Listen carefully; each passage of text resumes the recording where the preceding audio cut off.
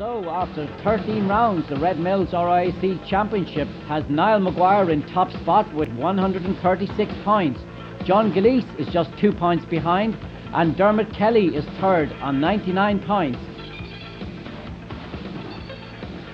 The Riviera-style village of Glandore, off the coast of County Cork, is the final location of this Red Mills Championship. This 14th round will decide who will win the Vard Memorial Trophy.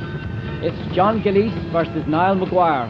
Whoever takes the top points becomes the 1998 National Rally Champion. So you're no question ahead of...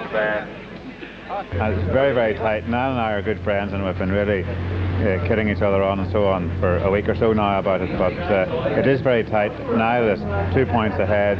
I am pleased to get back to that position because at one stage I think most people had written me off for retaining the championship, so I'm certainly going to give it a go to try and win the championship. Yeah, there's 9 stages here today, and I'll tell you the 3 stages are very tough stages. We done the notes yesterday for it, and we done a good recce yesterday, so hopefully everything will pay off okay. I'm sure it's flat from the word go though, is it, today? Yeah, I'm going to go as hard as I can go and try to make no mistakes. During scrutineering we met local hero Frank O'Mahony, looking for his 3rd victory. In this rally, if you look at the top 10 or 12, it could come from anywhere really. I think any car at all in the top 12, 10 or 12 can win this rally, especially with the conditions the way they are now. There are a load of cars there without mentioning anybody, but I think every car in the top 10 is a threat. O'Mahony's Subaru jumps into view on the first stage just outside Skibbereen.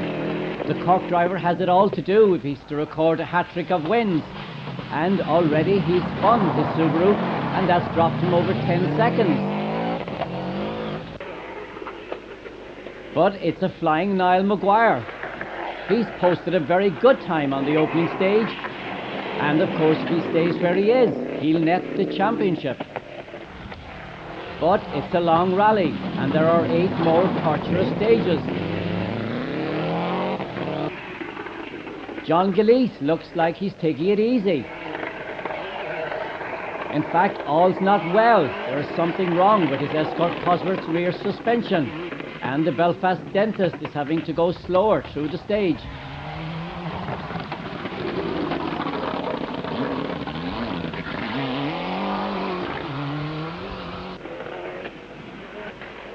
Michael Barrable has led this Marine Hotel Fastnet rally on 2 occasions, but he's never won it. And with co-driver Dermot O'Gorman calling the notes, he's just outside the top 10 after stage 1.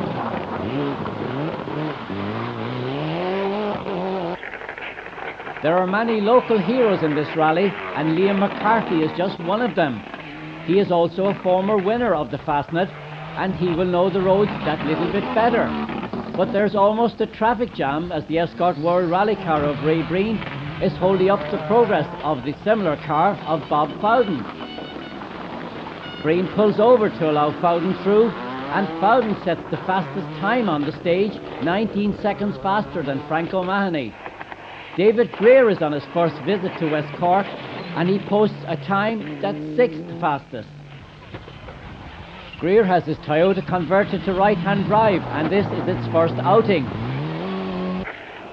PJ McGrath always figures well on this event, and he's in 5th place after this opening stage.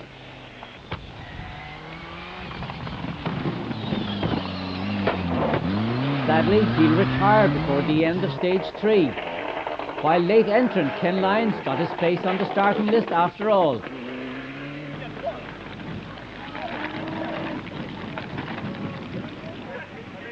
Some enthusiasts even find time for a romantic interlude.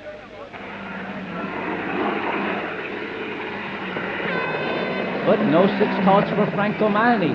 He's giving chase to rally leader Bob Fowden, and O'Mahony powers through the stage at Glandore. Fowden is flying in his Escort World Rally car. The Welshman always figures well in his visits to West Cork, and this certainly is one of his days.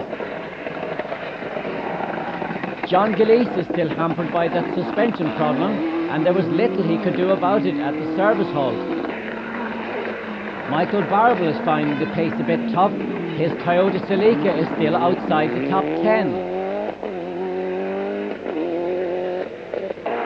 Liam McCarthy and co-driver Kieran Murphy have moved their escort Cosworth up 1 place into 3rd, courtesy of this performance on the stage at Glandore. David Greer has moved 1 place up into 4th, and it's a fine drive on his first visit. However, there are problems for Niall Maguire. He blew a turbo on stage 2, and a time penalty has seen him drop 2.5 minutes behind Gillies. The rear-wheel drive BMW M3 of Dennis Cronin has moved into 5th and the top rear-wheel drive competitor. And Hal Lewis from Limerick is just 2 places behind. He is 7th. Joe McGurk in his outing in the ex-John McCluskey Escort is 8th. And Vincent O'Shea has his Escort just outside the top 10 frame. Mick McQuaid broadsides his Mark II Escort on the stage at Glandore, and Bernard O'Brien slides his G3 Escort into the scenery. He's dropping vital seconds, but nevertheless he does no damage. And an overcommitted policeman, Kieran O'Callaghan's Toyota, nearly claims the marshal. Bowden set a relenting pace, and now he's 1 minute and 42 seconds clear, but he's thumped the front of the Escort. Nevertheless, he seemed to have got away with it as he provides a checkout at the service in Drina. But not everybody is looking, and there are some even drinking to it. Back on stage 5, repaired and recovered, Bowden sets another fastest time to extend his lead.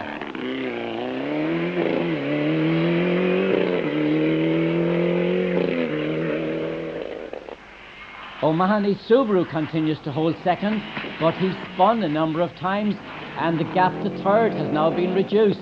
He's got to be careful. Gillies hasn't found a cure for those suspension problems, and now he's quite concerned.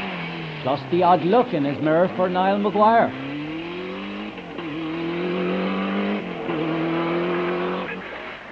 Michael Barable has passed Liam McCarthy's Escort. McCarthy has had numerous spins, dropping from 3rd to 5th.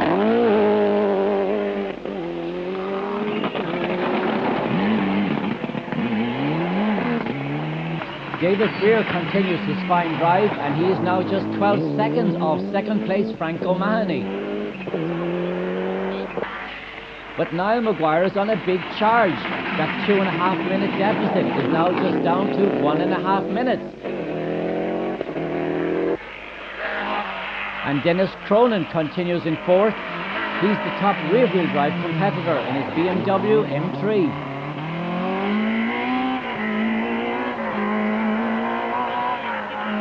A good drive by JJ Hand has his Escort knocking on the door of the top 10. So it's on to special stage 7, and Bowden continues at a relentless pace. He's now 1 minute and 40 seconds clear, and surely this is his hour of glory. Frank O'Mahony's Subaru is now down in 3rd place, 4 seconds behind David Greer. Could the Corkman have taken the foot off the pedal that little bit too early?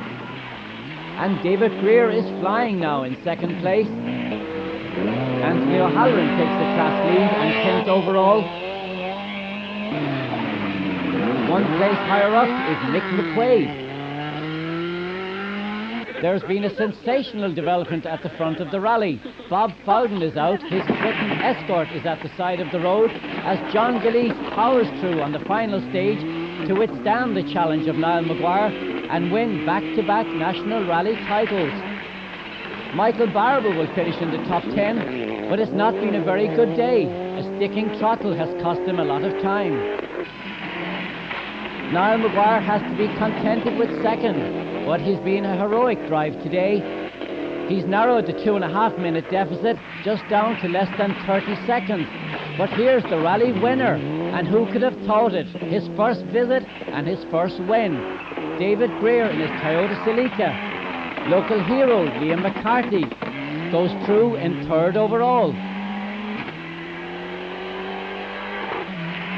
There's also a good result for Dennis Cronin. He's fourth and the top rear-wheel drive competitor.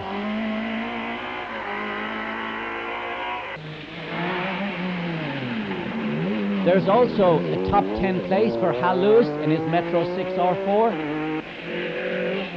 And Anthony O'Halloran finishes the day and the event in 9th place. After an eventful day, David Greer takes the victory by 3 seconds, with Frank O'Mahony in second, Liam McCarthy is third, Dennis Cronin is fourth. Red Mills National Rally champion John Gillese finishes the event in 5th place, and Michael Barble in a Toyota Celica completes the top 6 on this final round of the 1998 championship. Right-hand drive. It's first drive down here at Glandore. We just had a steady run. We weren't the quickest person here, and we just kept going steady, and our people around us had problems, and we picked up the pieces and got here. The 1998 Red Mills RIAC National Rally Championship was decided on a tiebreak, with John Gillese getting the verdict by virtue of the fact that he had won one more rally than his rival Niall Maguire. When the turbo went 2 mile into the second stage, next time we got to the end of it, and I was going to retire, and then the boy says go for it to see what the story would be.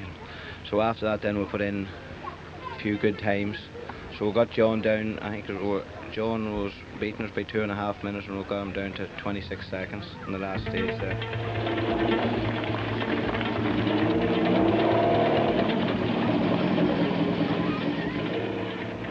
Well, I was very keen for it to go down to the wire, you know. I mean, and it suited you guys too, making up the headlines. I mean, Maguire goes to the wire and all that sort of stuff. It made you feel like a writer for the Sun, Martin, didn't it? It was very, very pleasing to, you know, it was good to equal Stephen Murphy's result. But it's nice also to be the first Red Mills champion as well. How about that? I don't know if I want to go fast, but